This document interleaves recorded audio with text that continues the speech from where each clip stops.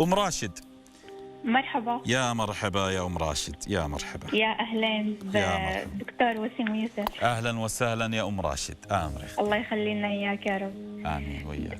دكتور، بدي أسألك سؤال. هلا الرضاعة بتفطر؟ لا ما تفطر الرضاعة، أنت فطرت بالرضاعة؟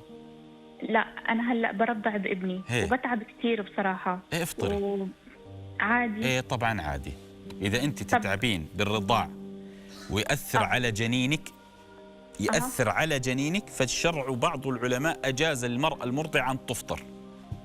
بعضهم. والقضاء في قضاء؟ طبعا في قضاء، لكن المرضعة عليه كفارة هون بهذا الشيء؟ لا ما عليك كفارة، وهو الأصح. المرضعة والحامل إذا خشيت على جنينها فكثير من العلماء أجازوا لها الإفطار. علمتي؟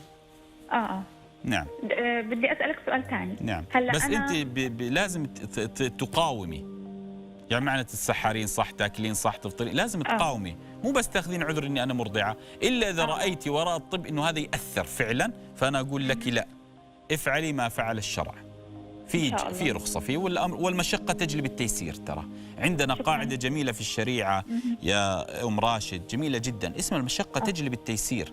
يعني انا ارضع طفلي وانا صايم مشقه علي، اتعب ترى، وولدي يتعب، والحليب ما فيه فيتامينات وكذا، هذه مشقه. التيسير شو؟ افطري. علمتي؟ الله يسعدك. نعم. دكتور بدي اسالك سؤال ثاني. قولي. هلا انا السنه الماضيه كنت حامل. وبصراحه ما قدرت اصوم. صدف حملي انه كنت حامل. تقضي. علي قضاء؟ ايه عليك قضاء.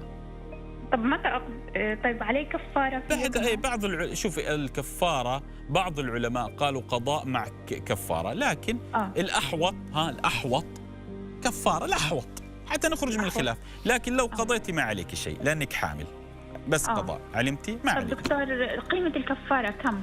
اللي عندنا في دولة الإمارات الكفارة عن 25 درهم عن كل يوم أتوقع، أو 30 درهم أتوقع. 30 درهم. أنت بأي إمارة؟ بالشارقة. بتروحين على كابونات تقول ما أريد أطعام كم مسكين، أو قضاء كفارة صيام. كم يعطوك؟ 25 درهم أتوقع. علمتي؟ نعم والله أعلم. طيب في سؤال ثالث اسحب مع أم راشد. قولي يا أم راشد. شكرا كثير. دكتور بدي أسألك كمان، ممكن تحكي لي غسول الطهارة؟ لا حول، هذا كيف أشرحها؟ إن شاء الله. طيب شكرا. الله يهديك.